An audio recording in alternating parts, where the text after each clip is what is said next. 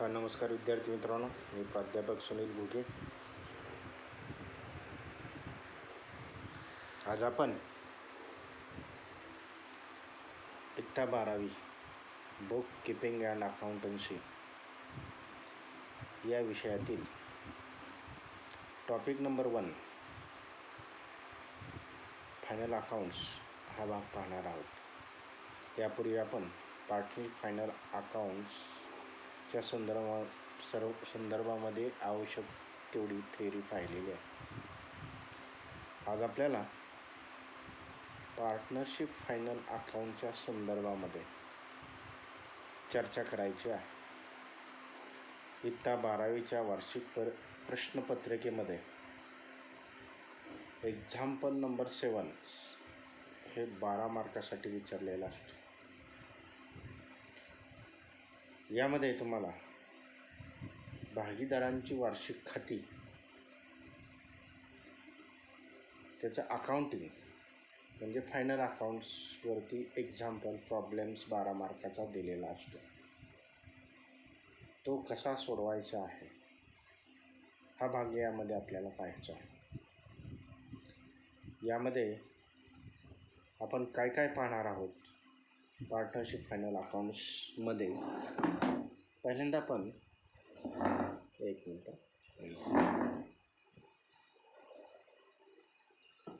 Final accounts म्हणजे काय हा भाग पाहूया.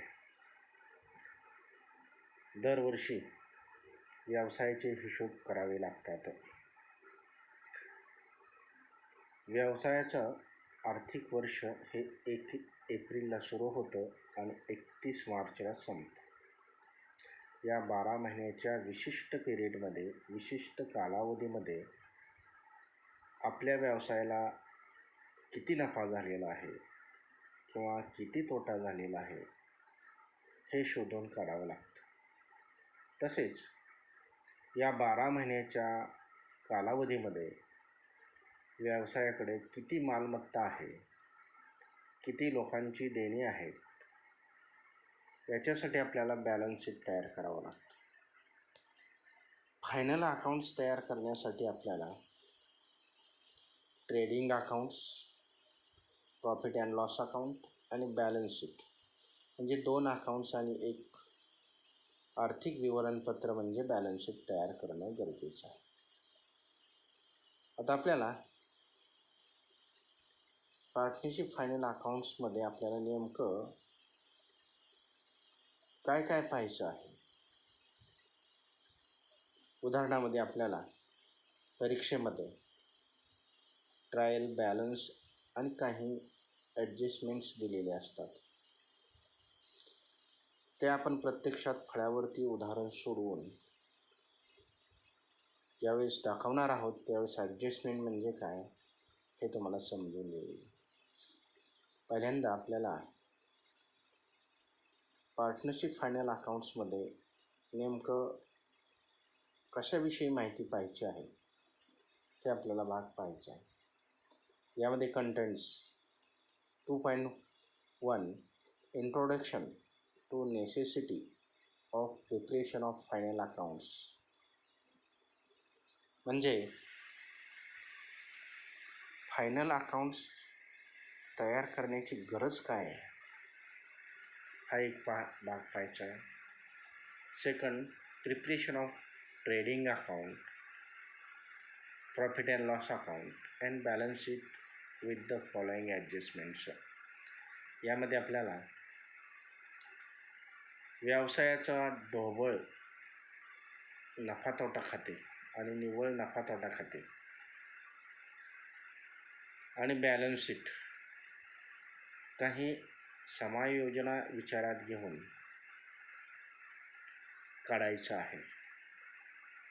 म्हणजे फायनल अकाउंट्समध्ये आपल्याला trading accounts, profit and loss account आणि बॅलन्स शीट ॲडजस्टमेंटचा विचार करून काढायचा आहे. यामध्ये कोणकोणते ॲडजस्टमेंटचा अभ्यास आपल्याला इथं करायचा आहे तर यामध्ये क्लोजिंग स्टॉक,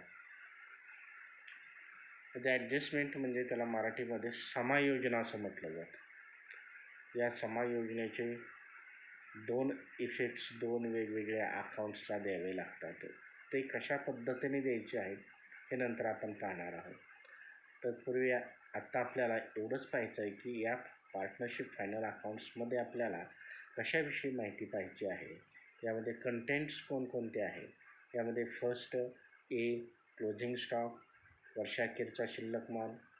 बी आउटस्टँडिंग एक्सपेन्सेस म्हणजे चालू देणे खर्च, खर्च झाला पण दिलेला नाही त्याला आउटस्टँडिंग एक्सपेन्सेस असं म्हटलं जातं. प्रीपेड एक्सपेन्सेस, प्रीपेड एक्सपेन्सेस म्हणजे आगाऊ केलेला खर्च, म्हणजे तो खर्च पुढच्या वर्षाकरिता केला पण चालू आर्थिक वर्षामध्ये केलेला आहे त्याला प्रीपेड एक्सपेन्सेस असं म्हटलं जातं. त्यानंतर इन्कम रिसिव्ड इन ॲडव्हान्स, काही उत्पन्न आपल्याला इन ॲडव्हान्स अगोदरच मिळत असतं. जे उत्पन्न पुढच्या वर्षी मिळणार असतं ते चालू आर्थिक वर्षात जर मिळालं तर त्याला इन्कम रिसिव्ड इन ॲडव्हान्स असं म्हटलं जातं. त्यानंतर इन्कम रिसिवेबल, उत्पन्न मिळवायचं उत्पन्न चालू आर्थिक वर्षात म्हणजे 12 महिन्याच्या पिरियडमध्ये काही उत्पन्न झालेलं असतं परंतु तो अद्याप मिळालेला नाही, असा जो प्रकार असतो त्याला इन्कम रिसिवेबल असं म्हटलं जातं. बॅड डेट्स म्हणजे बुडीत गेलेले पैसे. त्यानंतर प्रोव्हिजन फॉर डाऊटफुल डेट्स, जी बुडीत रक्कम जाणार आहे त्याच्यासाठी काही तरतूद करावी लागते. कारण दरवर्षी नफ्यातून काही रक्कम बुडीत रक्कम भरून काढण्यासाठी बाजूला काढून ठेवावी लागते. त्याला प्रोव्हिजन फॉर डाऊटफुल डेट्स, बुडीत संशयित कर्जनिधी असं म्हटलं जातं. हा का तयार करावा लागतो? कारण व्यवसायामध्ये उधार विक्री केलेली असते. ज्या व्यक्तीने आपल्याकडून माल नेलेला आहे त्याला डेटर्स असं म्हटलं जातं. ते सर्वच डेटर्स म्हणजे ऋणको ते आपले पैसे देतील असं असत नाही. जवळजवळ जेवढी उधारी सोडलेली आहे, क्रेडिटवरची जेवढा माल सोडलेला आहे त्यापैकी 2% ते 5% पैसे बुडत असतात. हे बुडलेले पैसे भरून काढण्यासाठी एक स्वतंत्र निधी तयार केलेला असतो, त्याला बुडीत संशयित कर्ज निधी असं म्हटलं जातं. कारण भांडवलाची रक्कम तर अजिबात कमी होता कामा नये, म्हणून ही रक्कम संकटकाळी उपयोगात आणली जाते. त्यानंतर reserve for discount on debtors and creditors, debtors लोकांना आपण काही सूट देत असेल तर त्याच्यासाठी काही तरतूद करायची असते, किंवा क्रेडिटर लोकही आपल्याला काही सूट देत असतात त्याचं स्वतंत्र खातं आपल्याकडं उघडून घ्यावं लागतं. त्यानंतर डेप्रिशिएशन, घसारा, इंटरेस्ट ऑन कॅपिटल, भांडवलावरील व्याज, interest on capital, drawings and loan, भांडवलावरील व्याज, उचलीवरील व्याज, कर्जावरील व्याज, हे कसं आकारायचं आहे हाही भाग इथं आपल्याला पाहायचा आहे. त्यानंतर इंटरेस्ट ऑन इन्व्हेस्टमेंट, गुंतवणुकीवरील व्याज, अँड लोन्स गिव्हन, आणि दिलेले जे कर्ज आहे त्याच्यावरचं व्याज. त्यानंतर goods destroyed by fire oblique accident, insured and uninsured, आगीने जळालेला माल किंवा अपघातामध्ये जर मालाचं नुकसान झालं असेल तर त्या संदर्भातही ॲडजस्टमेंट्स कशा असतात, अकाउंटिंग ट्रीटमेंट कशी द्यायची आहे हे पाहायचे आहे. मग तो माल विमा उतरवलेला असेल किंवा नसेल. त्यानंतर गुड्स स्टोलन, मालाची चोरी झाली असेल तर त्याचं काय करायचं आहे. त्यानंतर goods distributed as free samples, काही माल जाहिरातीसाठी फुकट वाटावा लागतो, त्याच्याही अकाउंटिंग ट्रीटमेंट्स आपल्याला पाहायचे आहेत. त्यानंतर गुड्स विड्रॉन बाय पार्टनर्स. एखाद्या भागीदारानं व्यवसायातून मालाची उचल केली असेल तर त्याचे अकाउंटिंग ट्रीटमेंट्स आपल्याला पाहायचे आहेत. त्यानंतर अनरेकॉर्डेड परचेसेस अँड सेल्स. अनोंदित खरेदी आणि विक्री. काही वेळेस माल खरेदी केलेला असतो फिजिकली, परंतु तो हिशोबाच्या पुस्तकामध्ये गडबडीमुळे लिहिला जात नाही, त्यामुळे हिशोब जुळत नाही. त्याला अनरेकॉर्डेड म्हणजे अनोंदित असं म्हटलं जातं. अनोंदित खरेदी असेल किंवा विक्री असेल, माल विकला असेल परंतु त्याची नोंद पुस्तकामध्ये केली नसेल, तोही भाग आपल्याला इथं पाहायचा आहे. त्यानंतर capital expenditure included in revenue expenses and vice versa. भांडवली खर्चामध्ये जर महसुली खर्चाचा समावेश झाला असेल तर त्याचे अकाउंटिंग ट्रीटमेंट आपल्याला पाहिजे आहे. या उलट महसुली खर्चामध्ये भांडवली खर्च समावेश झाला असेल तर तो आपल्याला वेगळा करून त्याच्या अकाउंटिंग ट्रीटमेंट्स आपल्याला पाहायचे आहेत. त्यानंतर बिल्स रिसिवेबल डिसऑनर्ड. वचनचिठ्ठी ज्या आहेत, काही वचनचिठ्ठ्या आपल्याला मिळालेले असतात परंतु वेळेत पैसे संबंधित व्यक्तीने दिलेले नसतात, त्याचे अकाउंटिंग ट्रीटमेंट्स पाहायचे आहे. त्यानंतर बिल्स पेएबल डिसऑनर्ड. त्यावेळेस आपण त्रयस्थ व्यक्तीला भविष्यकाळामध्ये मी या तारखेला पैसे देईन असं वचन दिलेले असते, त्याला हुंडी असं म्हटलं जातं. आणि त्या तारखेला जर आपण पैसे दिले नाही तर त्याला डिसऑनर्ड हा शब्द वापरला जातो. Bills payable dishonoured. त्यानंतर डिफर्ड एक्सपेन्सेस म्हणजे आगाऊ खर्च झालेला आहे तो. त्यानंतर capital receipts included in revenue receipts and vice वर्सा.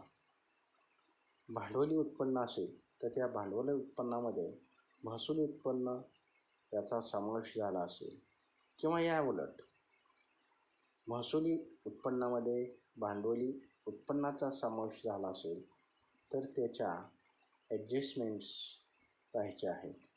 आणि शेवटचा आकडा आहे commission to working partners on the basis of gross profit, net profit or cells.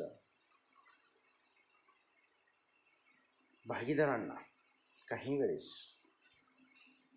जो भागीदार प्रत्यक्षात व्यवसायाचं काम पाहत असतो त्याला ढोबळ नफ्यावरती काही वेळेस दलाली द्यावी लागते किंवा नेट प्रॉफिटवरती दलाली द्यावी लागते किंवा त्याच्या विक्रीवरती दलाली द्यावी लागते. त्याच्या ॲडजस्टमेंट्स आपल्याला इथं पाहायचे आहेत.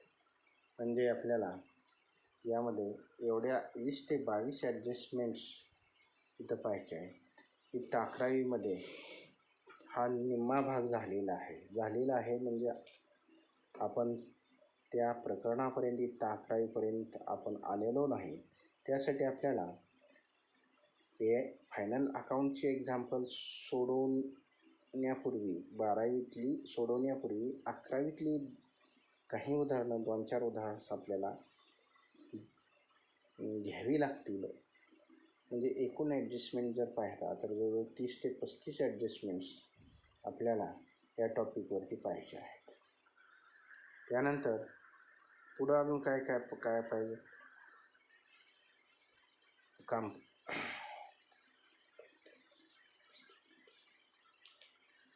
यामध्ये वेगवेगळे स्टेटमेंट्स, कॉम्पेटन्सी स्टेटमेंट्स हा भाग आपल्याला इथं पाहायचा आहे. The students will be able to म्हणजे प्रत्यक्षात स्टुडंटला काय आलं पाहिजे, काय कळलं पाहिजे हा भाग आपल्याला पाहिजे आहे. Understand the meaning of final accounts म्हणजे व्यवसायाचे वार्षिक हिशोब म्हणजे काय. त्यानंतर know the need and importance of final accounts. वार्षिक हिशोबाचं महत्त्व आणि गरज हे विद्यार्थ्यांना तुम्हाला माहीत असली पाहिजे. Know the effects of adjustments in final accounts. या फायनल अकाउंट्स करताना ॲडजस्टमेंटचे इफेक्ट्स कसे द्यायचे आहेत हा भाग तुम्हाला समजून घ्यायचा आहे. Know the meaning of trading accounts, profits and loss accounts and balance sheet.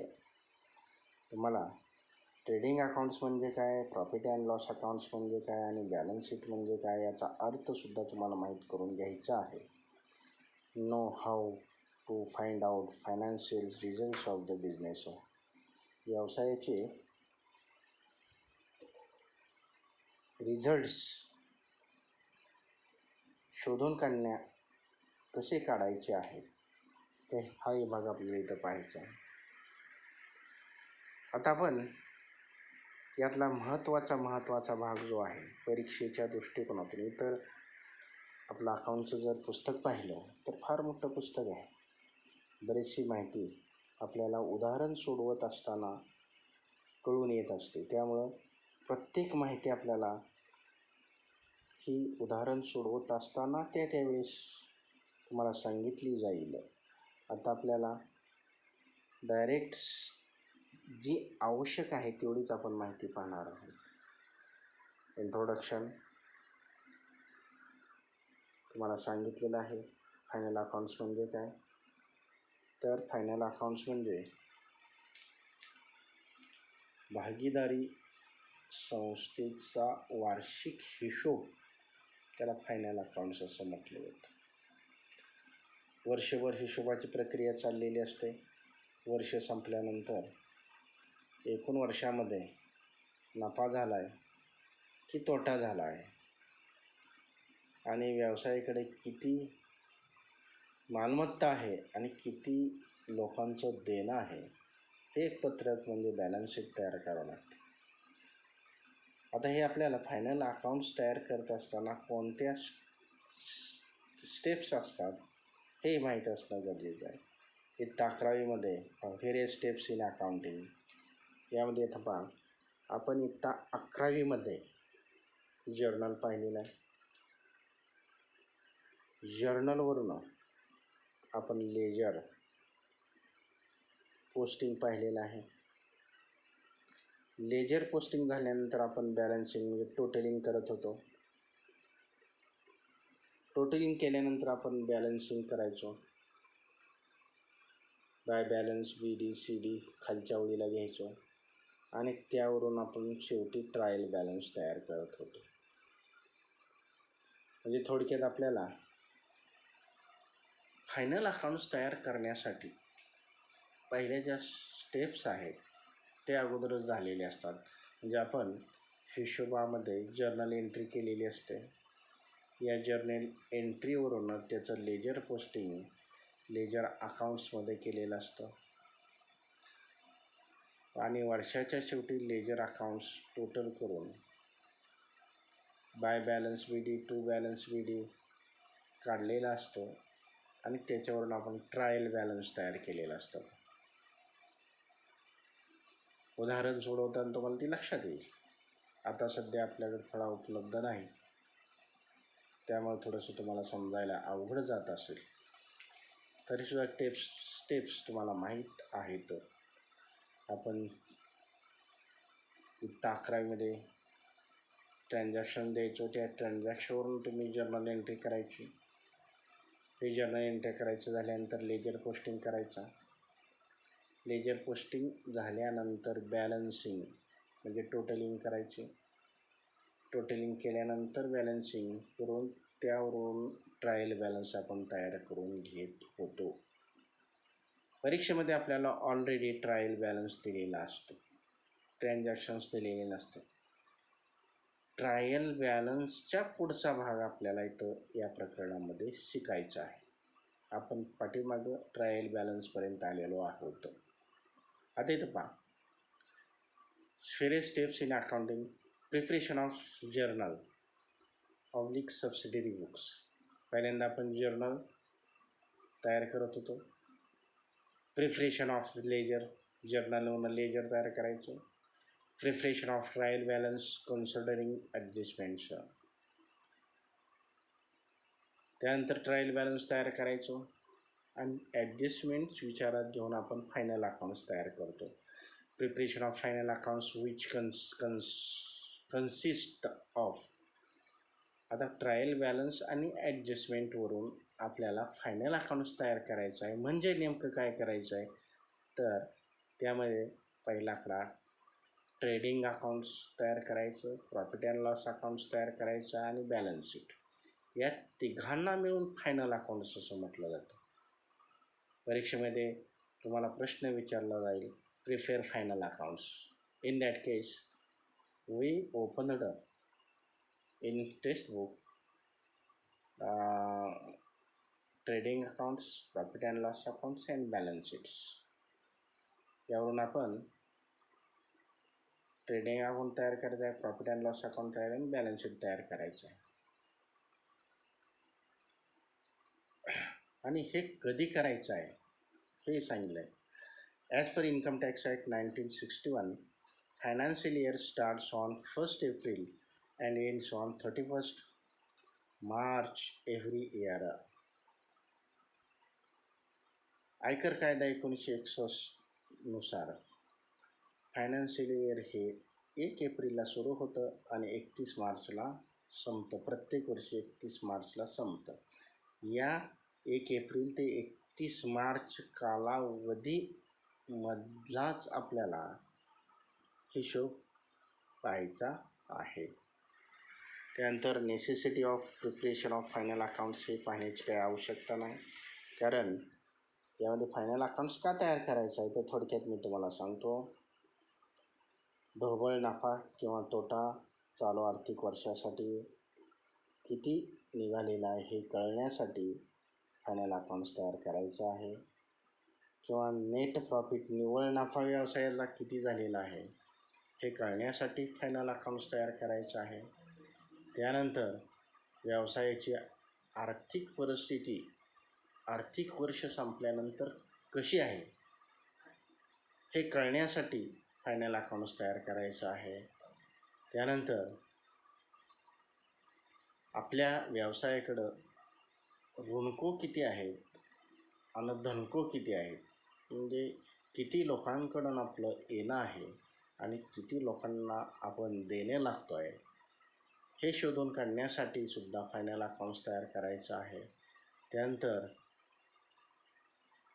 भविष्यकाळातील नियोजन करण्यासाठी फायनल अकाउंट्स आवश्यक आहे. त्यानंतर वेगवेगळे फंड्स किंवा निधी गोळा करायचा असेल अशा वेळेसही फायनल अकाउंट्स गरजेचे असतात. त्यानंतर व्यवसायाचं गुडविल म्हणजे व्यवसायाचा नावलौकिक किती आहे हे कळण्यासाठी सुद्धा फायनल अकाउंट्स तयार करणं गरजेचं आहे. त्यानंतर व्यवसायाला किती टॅक्स भरावा लागणार आहे, किती नफा झाला आहे, नफ्यावरती इन्कम टॅक्स भरावा लागतो, आयकर भरावा लागतो, त्यासाठी फायनल अकाउंट्स हे तयार करणं गरजेचं आहे. हे थोडक्यात हे तुम्हाला परीक्षेला विचारलं जाणार नाही, परंतु फायनल अकाउंट्स का तयार करावं लागतं हे आपल्याला माहीत असणं गरजेचं आहे. Preparation of partnership final account. Preparation of partnership final accounts म्हणजे काय, भागीदारांची वार्षिक हिशोब कशा पद्धतीने करायचा आहे हे आपल्याला पाहायचं. यामध्ये उदाहरणामध्ये तुम्हाला परीक्षेमध्ये किंवा उदाहरणामध्ये ट्रायल बॅलन्स दिला जातो आणि ट्रायल बॅलन्सच्या खाली काही वाक्यात छोटी छोटी वाक्य दिलेली असतात, त्याला ॲडजस्टमेंट्स असं म्हटलं जातं. ह्या ट्रायल बॅलन्स आणि ॲडजस्टमेंटचा विचार करून फायनल अकाउंट्स तयार करावं लागतं.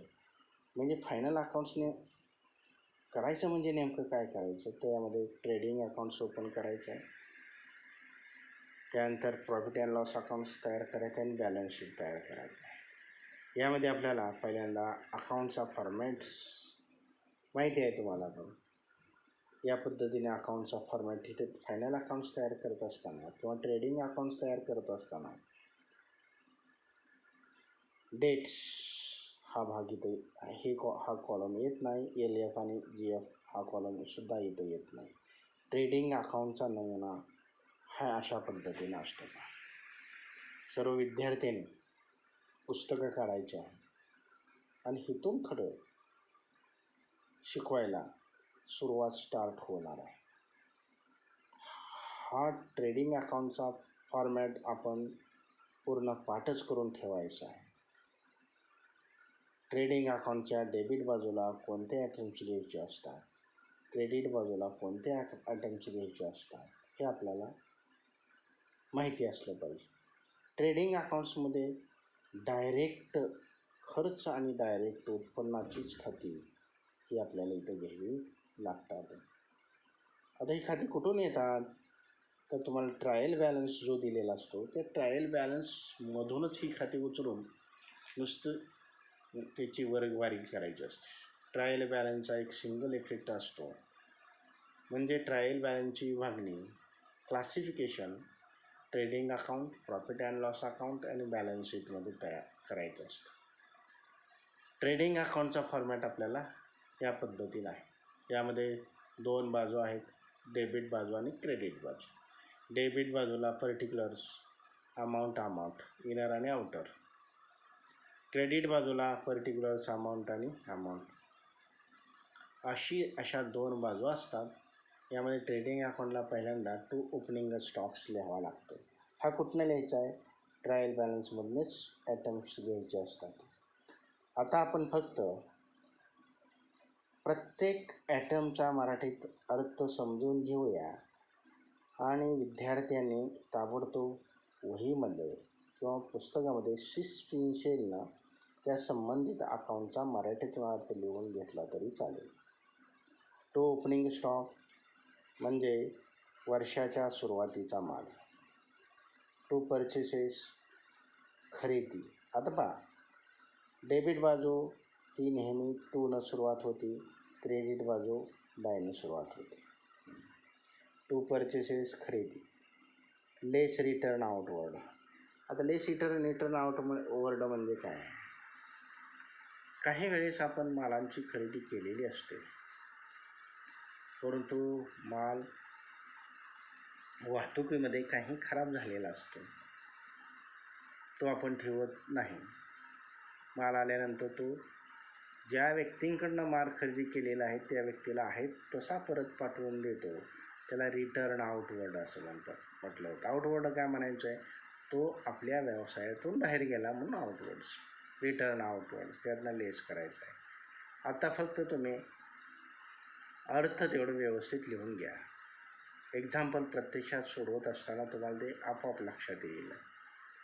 कॅरेज इनवर्ड म्हणजे वाहतुकीचं भाडं. इनवर्ड आणि आउटवर्ड दोन प्रकार असतात कॅरेज. इनवर्ड म्हणजे कारखान्यापासून आपल्या व्यवसायापर्यंत जे वाहतुकीचं भाडं, ट्रक भाडं असतं त्याला कॅरेज इनवर्ड असं म्हणतात. कॅरेज आउटवर्ड म्हणजे आपल्या व्यवसायापासून ग्राहकाच्या दुकानापर्यंत किंवा ग्राहकाच्या घरापर्यंतचं जे भाडं असतं ते आउटवर्ड असं म्हटलं जातं. Carriage inward. फ्रेट रेल्वेचं वाहतुकीचं भाडं. Dock charges. डॉक चार्जेस म्हणजे काही वेळेस काही गोदामाची आवश्यकता असते ते भाडेपट्टीने घेतलेली असतात. त्यानंतर कस्टम ड्युटी, जकात. त्यानंतर two wages, productive, manufacturing wages म्हणजे मजुरी. कुठलीही मजुरी असू दे, प्रोडक्टिव्ह असो किंवा मॅन्युफॅक्चरिंग मजुरी असो.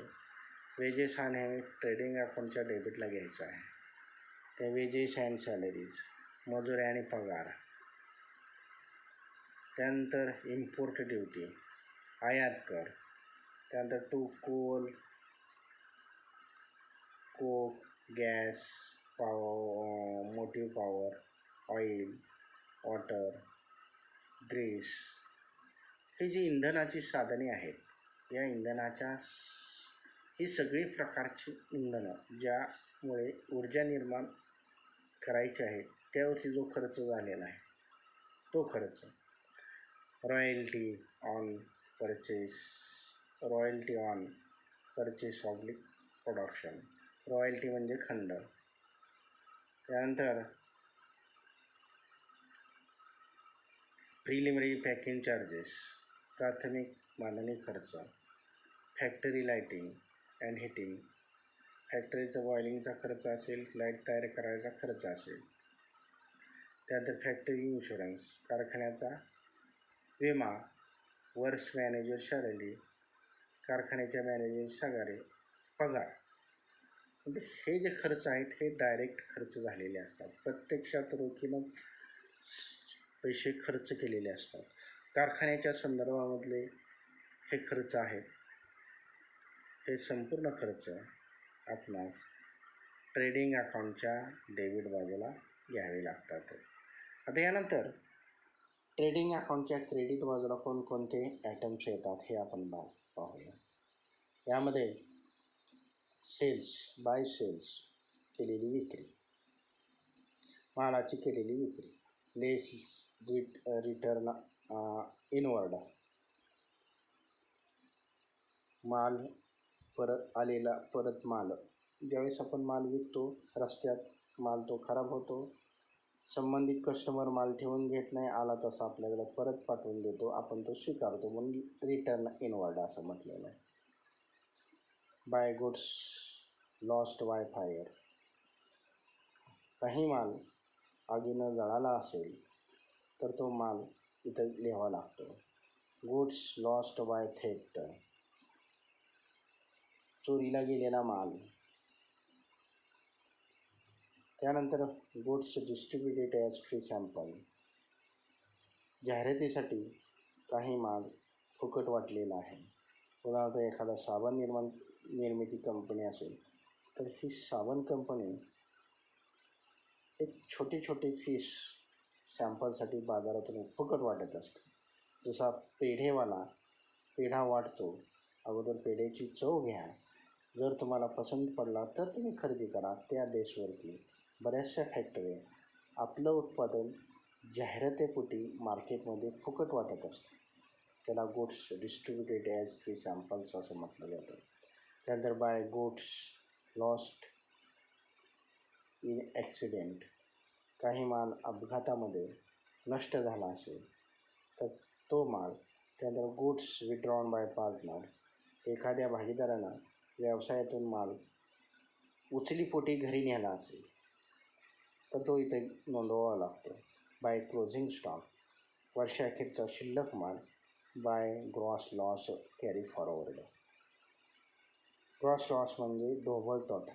म्हणजे थोडक्यात आपल्याला ट्रेडिंग अकाउंट्समध्ये ट्रायल बॅलन्समध्ये कोणते आयटम्स येतात तर ट्रायल बॅलन्समधले डायरेक्ट खर्च जे आहे किंवा कारखान्याच्या संदर्भामध्ये जे खर्च आहेत ते सर्व खर्च हे ट्रेडिंग अकाउंटच्या डेबिट बाजूला येतात. आणि ट्रायल बॅलन्समधलं क्रेडिट बॅलन्स असतो ते सगळे खर्च डायरेक्ट्स असतील आणि मालाच्या संदर्भातले खर्च आपलं उत्पन्न असतील ते संपूर्ण उत्पन्न हे ट्रेडिंग अकाउंटच्या क्रेडिट बाजूला लिहावं लागतं. थोडक्यात आपल्याला सांगायचं झालं तर ट्रेडिंग अकाउंट्समध्ये डायरेक्ट खर्च डेबिटला लिहायचे, डायरेक्ट उत्पन्न क्रेडिटला लिहायचं आहे.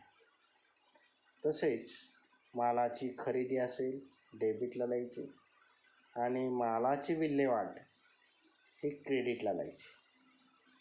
म्हणजे माल सुरुवातीला शिल्लक किती आहे, चालू आर्थिक वर्षात किती रुपयाची खरेदी केलेली आहे ते डेबिटला येणार आणि त्यानंतर क्रेडिटला या मालाची विल्हेवाट म्हणजे विकला किती, चोरीला गेला किती, जळाला किती, जाहिरातीपोटी वाटला किती, अपघातात किती रुपयाचं नुकसान झालं, पार्टनरनं घरी उचलीपोटी किती नेलेला आहे आणि शिल्लक माल किती आहे याचा संपूर्ण हिशोब जो आहे तो ट्रेडिंग अकाउंटच्या क्रेडिट बाजूला लिहिला असतो. आणि यावरून तुम्हाला ढोबळ मनाने करेक्ट म्हणायचं नाही, इथं क्रेडिटला बाय ग्रॉस लॉस म्हटलं आहे आणि इथं डेबिटला टू ग्रॉस प्रॉफिट. म्हणजे ढोबळ मनाने दोन्ही एकाच वेळेस येणार नाहीत आयटम, एकतर लॉस येईल किंवा प्रॉफिट येईल. पण तो ढोबळ मना म्हणजे डायरेक्ट खर्च वजा जाता जी शिल्लक आहे त्याला त्याला ग्रॉस प्रॉफिट्स असं म्हटलं जातं. यामध्ये तुम्हाला खाली लिहिलेलं आहे, खाली काही नोट्स दिलेले आहेत, त्या तुम्ही वाचून घ्यायच्या आहेत. तर विद्यार्थी मित्रांनो, आज आपण इथंच थांबूया. पुढं आपल्याला प्रॉफिट अँड लॉस अकाउंटच्या संदर्भामध्ये चर्चा करायची आहे, ती पुढच्या व्हिडिओमध्ये करूया.